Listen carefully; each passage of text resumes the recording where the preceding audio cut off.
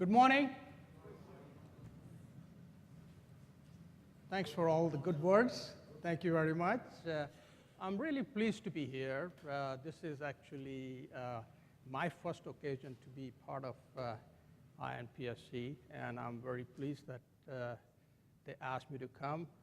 The topic I have selected today is really a topic I would like to remind all process safety leaders what is your key role is. And the line I'm using here is a more provocative line, is managing the line in the sand. We'll talk about what that means, but before we go into that, let me just remind everybody what process safety is. It's the loss of containment of material. And you already heard from the speakers before me, what has happened when process safety doesn't go right. So let me remind you of one incident which happened only 10 minutes from where I lived. I still live there. This incident is concept science incident. This happened on 19 February 1999, almost about 20 years ago. And it reminds you of when process safety doesn't go right, what happens. This is actually the business case of process safety. These people thought that they were making the best product and the only production site in the US in the manufacturing of computer chips. Unfortunately, they did not realize that when you go in a highly pure state, hydroxylamine, which they were purifying, it becomes unstable. And unfortunately, it killed 4 of the employees, including the plant manager, and also one of the worker from outside the other business. I wanted to highlight that this happened at nighttime. If it would have happened in the daytime, the fatalities would have been significant more, including many kids, because right across the facility was the daycare center where small kids used to be brought in. So if you look at the business case of process safety, what you saw here is image, brand, and reputation. All we know about corporate concept science is where this incident happens. So basically, the image is gone. They really lost the license to operate, kill people, and really the ultimate business objective was to create the best product. It never happened.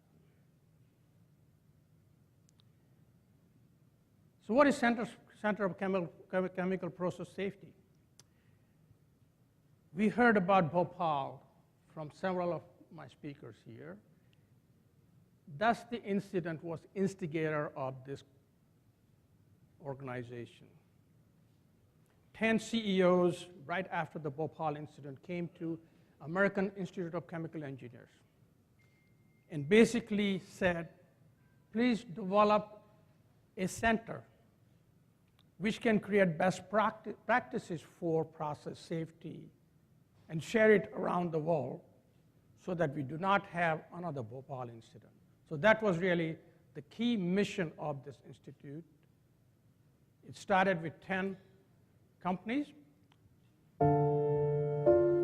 Imagine if the world celebrated chemical engineering. Our achievements would be recognized every time someone filled up their car, or opened a bottle, or made a child more comfortable. We'd be thanked for making water purer, air cleaner, and the world's food supply more abundant. Yet often, instead of being measured by success, the chemical enterprise and chemical engineering are measured by missteps. But the true measure is how we advance toward a future where accidents don't happen. since a group of industry leaders joined AICHE in founding the Center for Chemical Process Safety in 1985. CCPS has led a global effort to minimize process safety incidents. Working together, dedicated companies have established process safety as a management system, initiated best practices on a global level, promoted education, and formed the world's largest community of process safety professionals.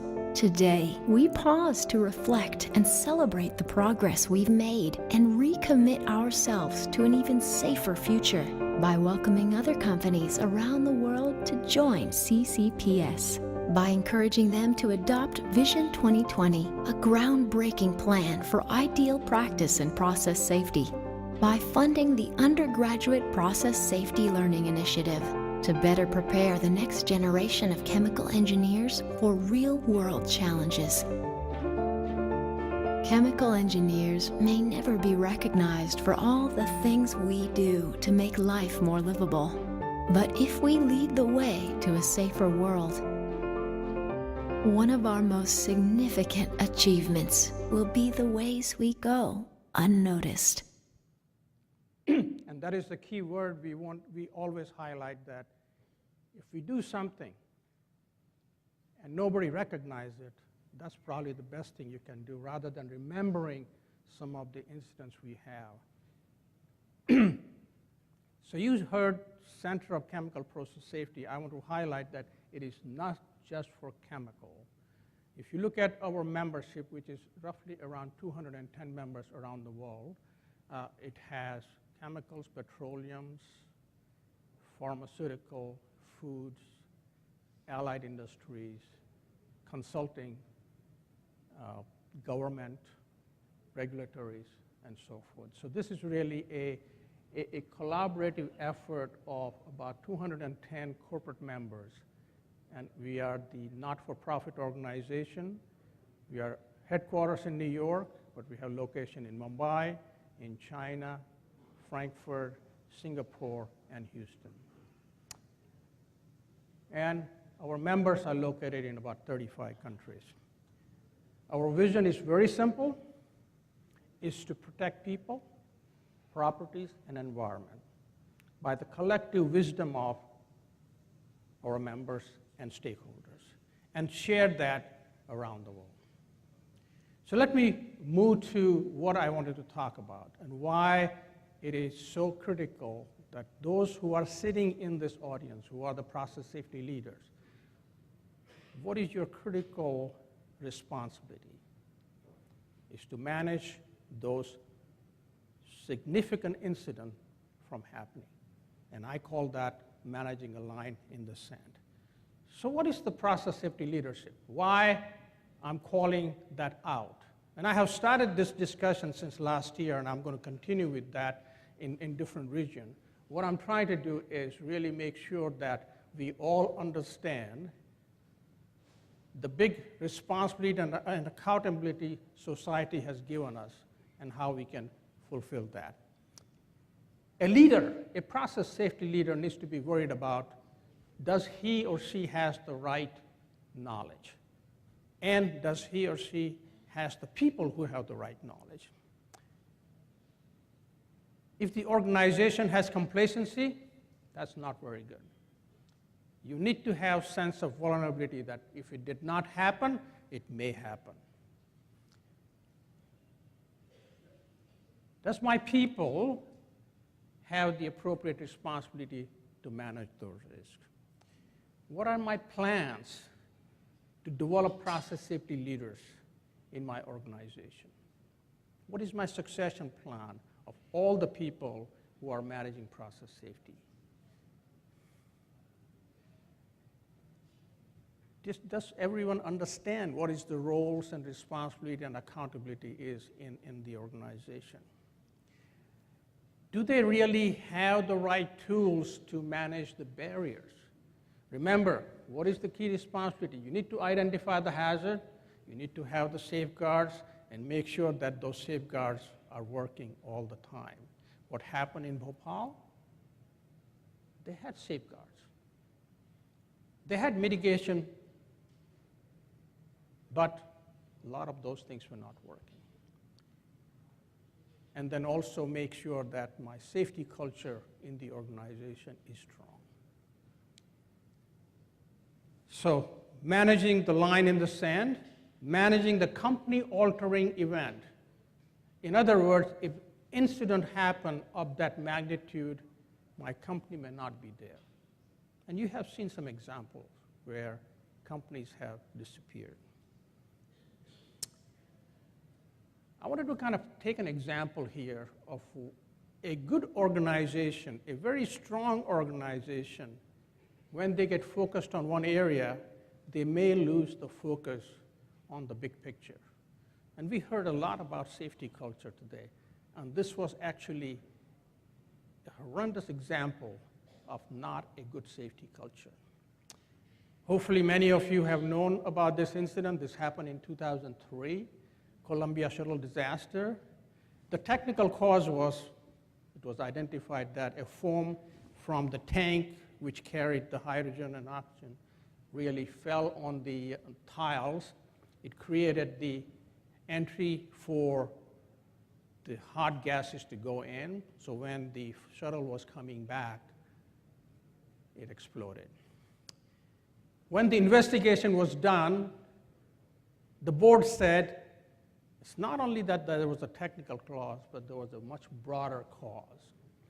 And frankly, a lot of in the industry, us in the industry, started reading that paper report and recognized that this can happen anywhere. They basically did not manage the line in the sand. What was their line in the sand?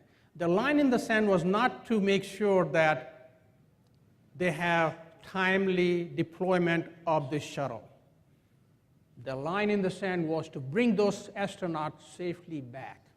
That was the line in the sand, and they actually missed that. Why?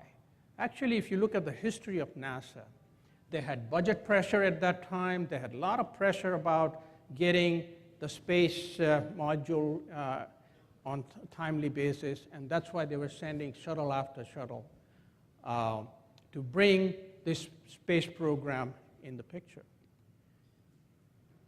When this shuttle was in the orbit, several people on the ground recognized that something wrong has happened.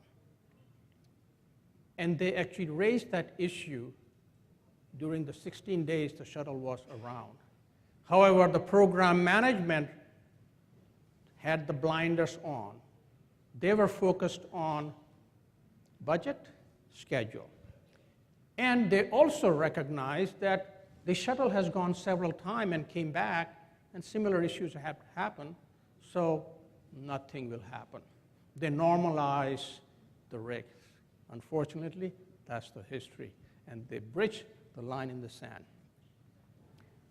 Some of the blind spot, I'll not go on every spot, but this is really, if you look at each of those, you can apply anywhere in any industry.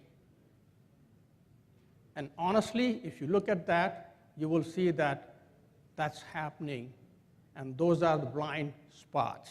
Maintaining sense of vulnerability.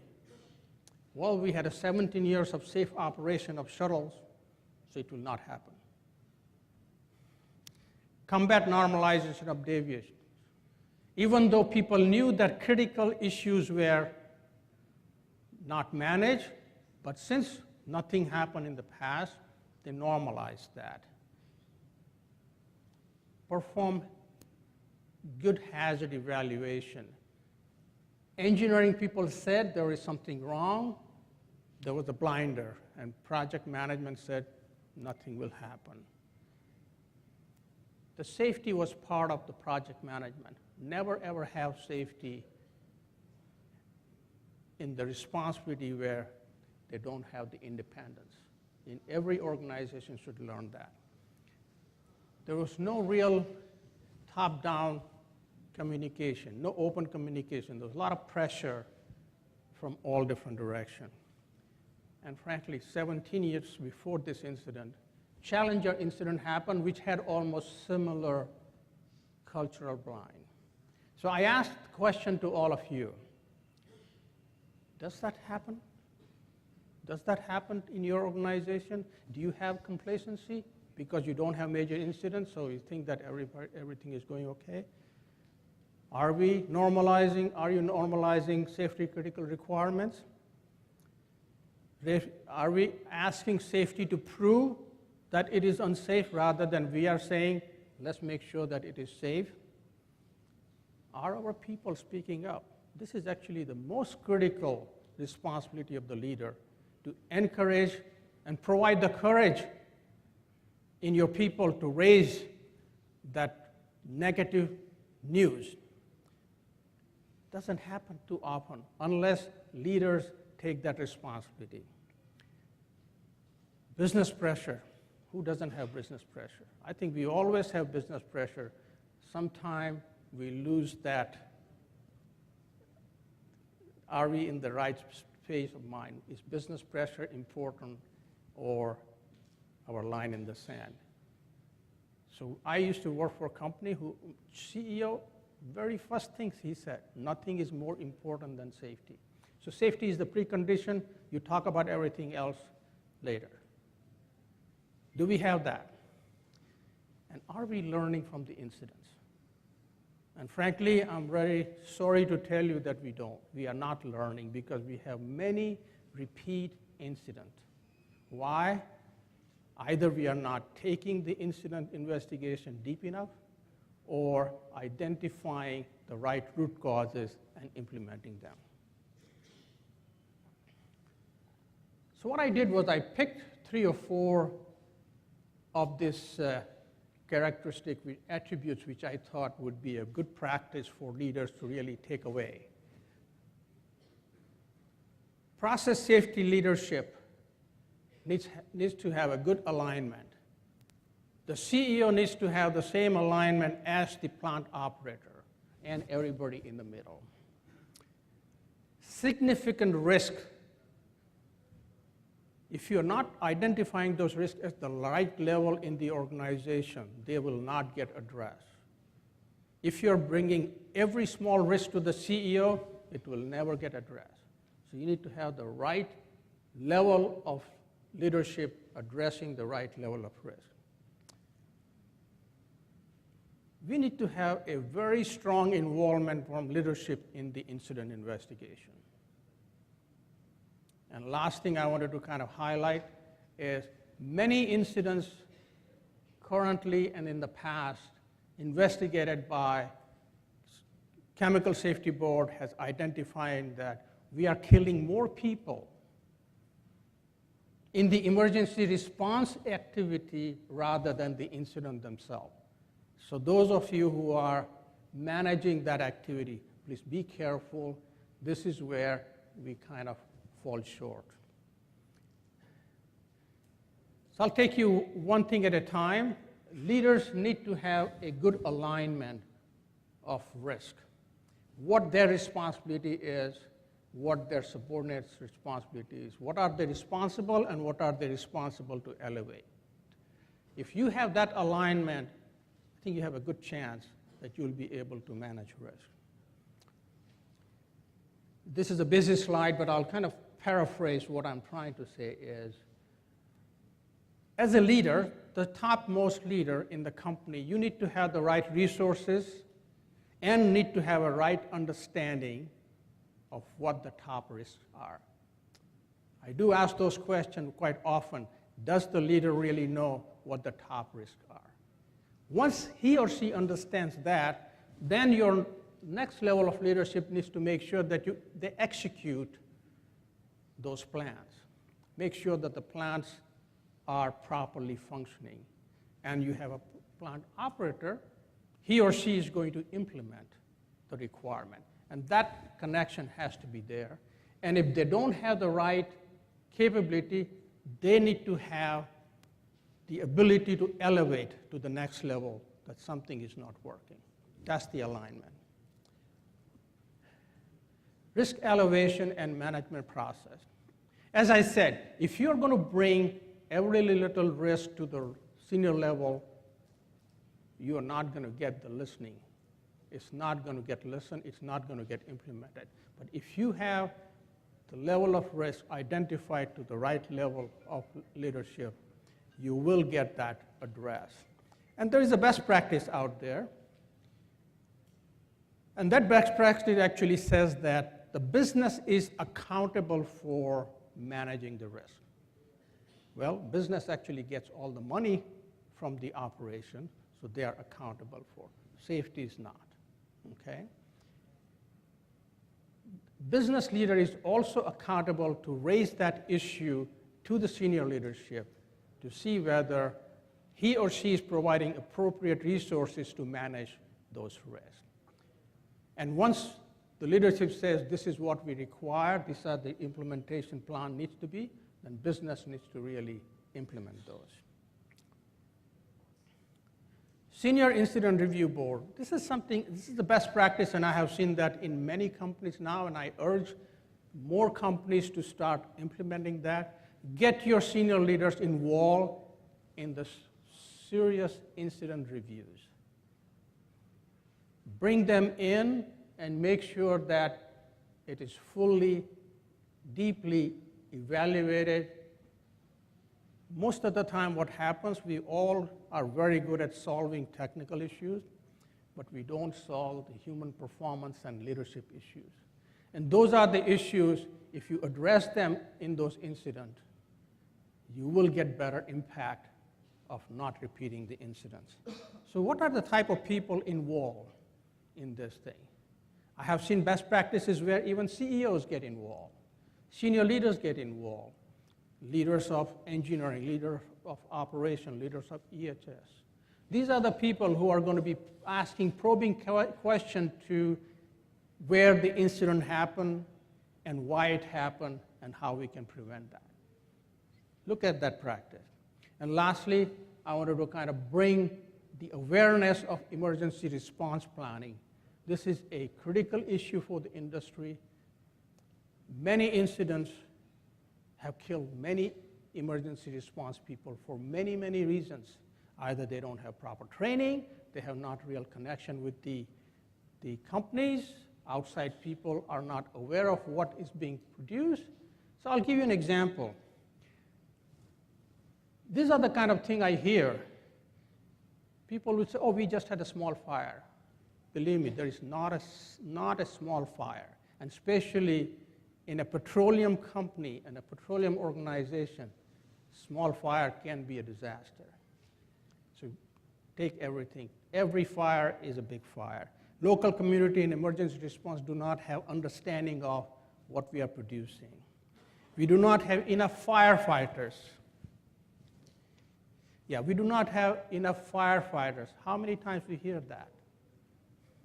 Emergency drills are not conducted appropriately. Proper separation distance are not put in products in storage. When you have